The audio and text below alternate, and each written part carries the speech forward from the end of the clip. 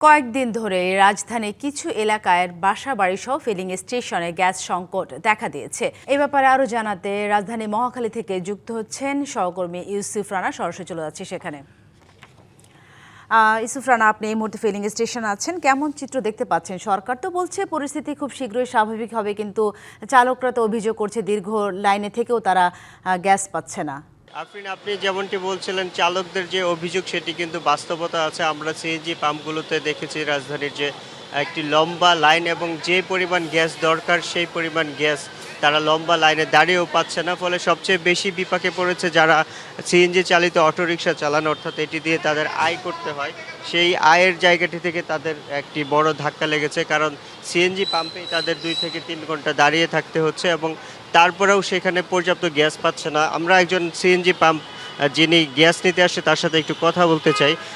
আপনি তো এখানে দেখলাম গ্যাসের জন্য অপেক্ষা করছেন, কি অবস্থা? যানজট অনেক, গ্যাসের সংকট, গ্যাস নাই। বিশ্ব রোড থেকে হেনাইছি গ্যাস নিতে, অনেক সংকট। কতটুকু গ্যাস পেয়েছেন? কিন্তু পাইনি, লাইনে দাঁড়াইছি। কতক্ষণ যাবত দাঁড়িয়ে আছেন? ওই আধা ঘন্টা হইব। পাবেন কি মনে হয়? মানে যদি গ্যাস না পান তাহলে কি সমস্যা হবে? আশাবাদী হলে গাড়ি চলবো না, ডিউটি চলবো না। আমাকে ড্রেস করতে তার কি করি, হলে ঝামেলা আছে অনেক। সারে গো কথা হন তৈব অনেক।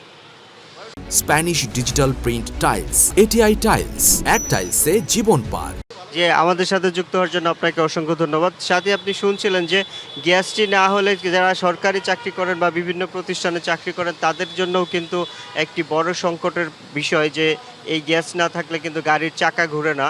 আর এই সংকটটি কিন্তু নতুন নয়, এর আগেও বেশ কয়েকবার এই ধরনের সংকট হয়েছে। বিশেষ করে আমাদের জ্বালানি খাতে যে আমদানি নির্ভরতা সেটির উপরেই কিন্তু সেটির জন্যই কিন্তু এই ধরনের সমস্যার সম্মুখীন হতে হয় প্রায় সময়।